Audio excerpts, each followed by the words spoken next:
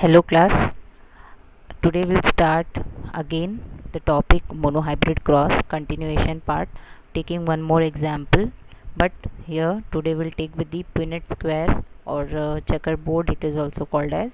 So we'll start with that, or we can see that ki monohybrid cross can be done by that particular method which we seen in the previous lecture, and we can also solve it with these checkerboard और Punnett square also. ठीक है, so we should understand what is mean by Punnett square or checkerboard. ठीक है, so there is a definition of it, or we can say there is a description about Punnett square. So it is a diagram that is used to show possibilities of combination in a particular cross of breeding experiment. Whatever the breeding we are doing, whatever the crossing over we are doing between two pure parents, so whatever the result will come, whatever the combination of the individual offspring will come, to know about them, this chart is used. So this is called as Punnett square, or it is called as checkerboard. This Punnett square or checkerboard was founded by or designed by Reginald C. Punnett, hence the name of the chart or the board is called as. It is all it helps the breeder to know all the type of the breeder, all the type of the offspring individual will come, all the genotype or the phenotype characteristic feature of the future offspring can come. So it gives that particular idea. So I'm taking one example. Next example it is pod colour. Pod colour मतलब क्या हो गया कि जो जो P होती है तो उसका जो आउटर कवरिंग होता है that is called as pod. ठीक है, so if I make the diagram of pod it will be like this. The pod are like this, right, we see. So this is the pod. So these pod color, right, whether it is green or whether it is yellow. ठीक है, green is, I have written green in the like capital letters. It shows that green is a dominant character, while yellow is the, while I have written yellow in the small letters, it shows that yellow is a recessive character. ठीक है, सो जो वैसे भी हमें ये ध्यान देना है कि जो भी डोमिनेंट कैरेक्टर हैं वो कैसे होने चाहिए, किस फॉर्म में लिखने चाहिए, हमें डोमिनेंट फॉर्म में लिखना चाहिए. यानी उसके जो लेटर्स या एलिल्स होंगे वो हमें डोमिनेंट या फिर कैपिटल लेटर्स में लिखने हैं. वाइल जितने भी रेसेसिव कैरेक्टर्स होंगे उनके जो कैपिटल उसके जो लेटर्स होंगे वो कैसे होंगे, हमेशा स्मॉल लेटर्स में होंगे. दिस इज़ नॉट सीन कि ग्रीन के लिए तुम जी लिख रहे हो तो येलो के लिए तुम वाई लिख रहे हो. You must write whether you are writing green, G for green, और maybe you can take as also like capital Y also, that doesn't matters, but what you have to take care कि एक character है, ये क्या है, ये character colour of the pod, right. So उसके trait क्या है, ग्रीन एंड येलो, राइट. तो we are defining a trait of one character, so we must understand that उसके जो फीचर्स होने चाहिए उसको डिस्क्राइब करने के लिए whatever you are taking the initial, it should be in the either capital और in the smalls, right. So we are writing that. Okay, so हमने देखा है लास्ट लेक्चर में कि हमें क्या क्या करना होता है, what we have to consider, right. तो पेरेंट लिया, पेरेंट क्या होने चाहिए, प्योर होने चाहिए, होमोजाइगस होने चाहिए. सो ग्रीन के लिए हम क्या बताएंगे, कैपिटल जी. येलो के लिए हम क्या बताएंगे, small G. They will be crossed, हम उनकी क्रॉसिंग करने वाले हैं. तो प्योर पेरेंट कैसे होते हैं, प्योर पेरेंट्स या पेरेंट्स कैसे होते हैं, पेरेंट्स यूजुअली कैसे होते हैं, डिप्लॉयड होते हैं. डिप्लॉयड यानी having two sets of chromosome. हम प्लांट ले लें, एनिमल्स ले लें, उनके अंदर जितने भी क्रोमोजोम्स होते हैं उनकी दो कॉपियाँ होती हैं, हमें ये याद रखनी है. ठीक है, so we are writing the parent as 2n meaning diploid, right.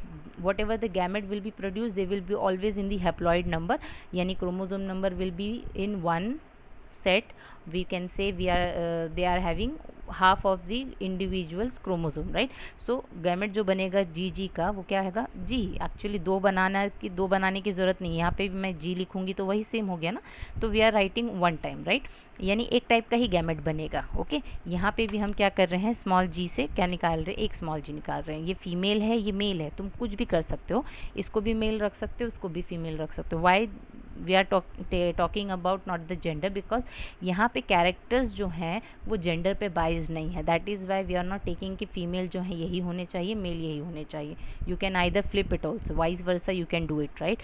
That doesn't matters, right. जब तुम इसको क्रॉस ओवर करते हो तो whatever you individual comes is what F1 generation will be having the capital G and small g makeup, right. So this is called as, all the individual pod color will be green colored pods and the individuals will be called as hybrid generation. So F1 generation जो आएंगे after the pure parents, they will be always having the dominant character. देखो मैंने तुम लोग को last lecture में ही बताया था कि डोमिनेंट कैरेक्टर को शो करने के लिए there are either capital G G और कैपिटल जी स्मॉल जी, ठीक है. So we are considering about that, right. तो जो भी कैरेक्टर्स आ रहे हैं वो क्या होने वाले हैं, डोमिनेंट ही आने वाले हैं इन F1 generation. So what ever character will come will always be in the dominant form, right. तो ये तुम्हें ध्यान में रखना है. तो हमने क्या बोला था कि ग्रीन क्या है, ग्रीन एक डोमिनेंट कैरेक्टर है. ग्रीन क्या है, एक डोमिनेंट कैरेक्टर है. तो उसको डिफाइन करने के लिए what we are having, capital G and small G, right. While yellow क्या है, yellow is a recessive character, ठीक. सो येलो को डिज़ाइन करने के लिए या डिफाइन करने के लिए they will be only small G and small G, no differences, no variations in it, right.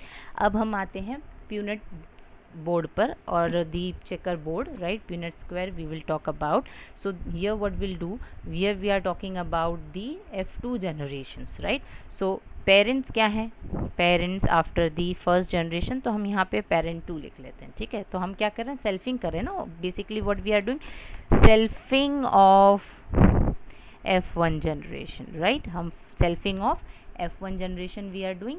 So parents, right. Parents हमने ले लिया, एक को मेल रख ले, एक को फीमेल रख रहे हैं और एक को मेल रख रहे हैं, राइट. और क्या लिया, वही पीछे जो F1 जनरेशन आई थी उसी को लेंगे ना हम, capital G small G, capital G small G, ठीक. Then what we are going to do, gametes. We are going to form the gametes, right. Gamete number 2, next generation की बात हो रही है, okay. So now here we will form the checker board, ठीक है. सो हम क्या फॉर्म करेंगे यहाँ पे, हम we will form checker board over here, right. So ध्यान दो, just a square, what you have to make a square formation, right.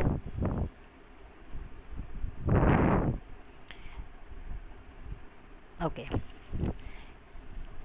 इसका कैपिटल जी इधर, एक गैमेट का जी इधर और एक गैमेट का G, sorry small G, okay, small ji.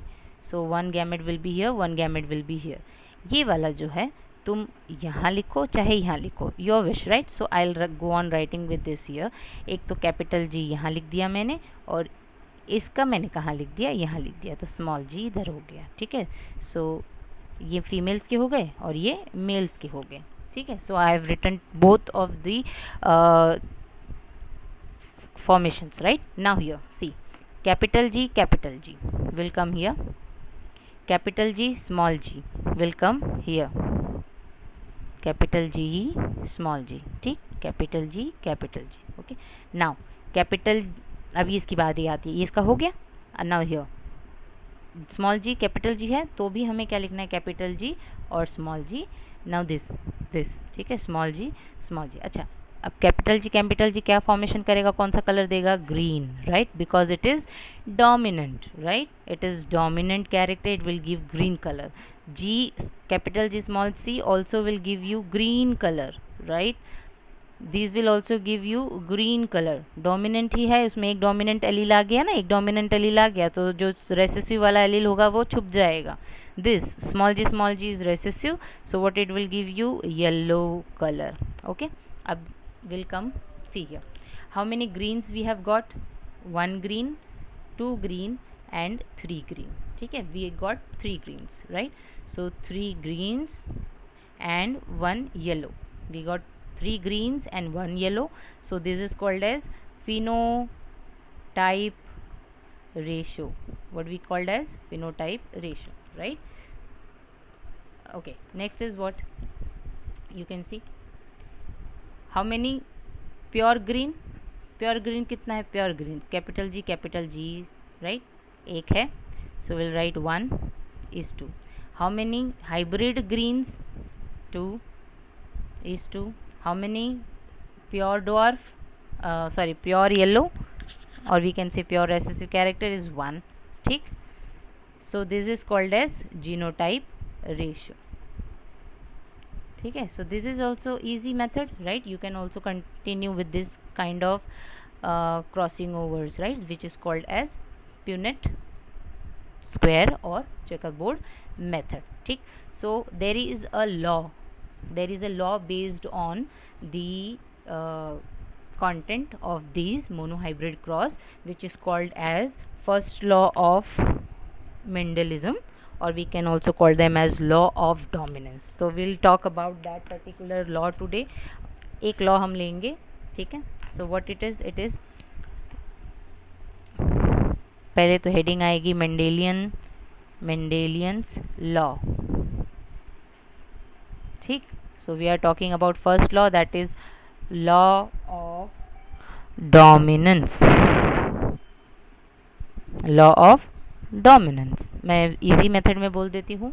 Law of dominance में क्या बताया जाता है? ये बताया जाता है कि दो प्योर पेरेंट जो हैं उनमें से एक डोमिनेंट है और एक रेसेसिव है, तो जो F1 जनरेशन आएगी वो हमेशा डोमिनेंट कैरेक्टर ही शो करेगी. क्या शो करेगी? डोमिनेंट कैरेक्टर ही शो करेगी. जैसे अभी हमने यहाँ पे देखा था कि पेरेंट क्या है, प्योर पेरेंट ग्रीन है, प्योर पेरेंट येलो है. ठीक है, तो प्योर पेरेंट ग्रीन और प्योर पेरेंट येलो हैं, तो F1 जनरेशन क्या आई है? डोमिनेंट जो ग्रीन कलर है वही आई है. येलो आया है क्या F1 जनरेशन में? नहीं. तो this states that law of dominance, यानी अगर एक पेरेंट लॉ डोमिनेंट है और एक पेरेंट रेसेसिव है, तो आगे की जो जनरेशन होगी, उसके बाद की जो जनरेशन होगी वो हमेशा कैसी होगी? डोमिनेंट होगी. और अगर उसके बाद की और जनरेशन तुम्हें पढ़नी है तो उसमें तुम्हें ध्यान से ये देखना पड़ेगा कि जो आगे की जनरेशन और आएगी, यानी F2 जनरेशन की अगर हम बात करें, F2 जनरेशन, ठीक है, ये F2 जनरेशन है ना हमारी. ठीक, तो ये जो F2 जनरेशन आएगी, this one is F2 generation, right. ये हमारी F2 जनरेशन आई ना, तो ये जो F2 जनरेशन आएगी उसमें भी तुम ध्यान दोगे तो डोमिनेंट कैरेक्टर का रेशो बहुत ज़्यादा होगा with respect to the recessive character, right. तो यही तुमको ये लॉ ऑफ डोमिनेंस स्टेट करता है. ठीक है, तो इसको हम कहते हैं लॉ ऑफ डोमिनेंस या फिर first law of inheritance. First law of inheritance. ठीक, so these are two type of content, right. तो क्या है, लिखा क्या है? इन अ क्रॉस, एक क्रॉस जो हम कर रहे हैं, in a cross between two organisms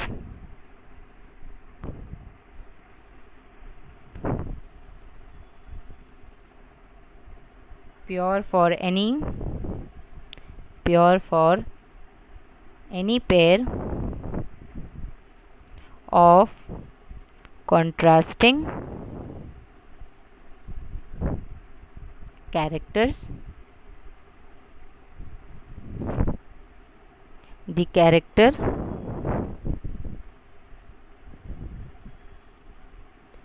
that appears in F1 generation is called dominant, and the one which is suppressed is called recessive. ठीक है, सो एक कैरेक्टर जो है, एक जो भी कैरेक्टर अपीयर होगी F1 जनरेशन में वो क्या कहलाएगी? डोमिनेंट कहलाएगी. और जो कैरेक्टर सप्रेस हो जाती है उस कैरेक्टर को हम क्या कहते हैं? रेसेसिव कहते हैं, कोई भी क्रॉस जो होती है उसके अंदर. ठीक है, तो ये है लॉ ऑफ डोमिनेंस. तो क्या लिखा है? जब क्रॉस हो रही है दो ऑर्गेनिज्म के बीच में जो प्योर हैं कोई भी कैरेक्टर के लिए, और कोई भी कैरेक्टर चाहे कोई भी कॉन्ट्रास्टिंग कैरेक्टर तुम ले लो, उसके लिए जो प्योरिटी वो शो कर रहे हैं, राइट, प्योर कैरेक्टर शो कर रहे हैं। तो जो कैरेक्टर F1 जनरेशन में शो होगी उसे हम डोमिनेंट कहेंगे, जो कैरेक्टर शो नहीं होगी, छुप जाएगी, उसको हम रेसेसिव कहेंगे। ठीक है, so will stop here today. This is our one law and one example of monohybrid cross. Thank you very much.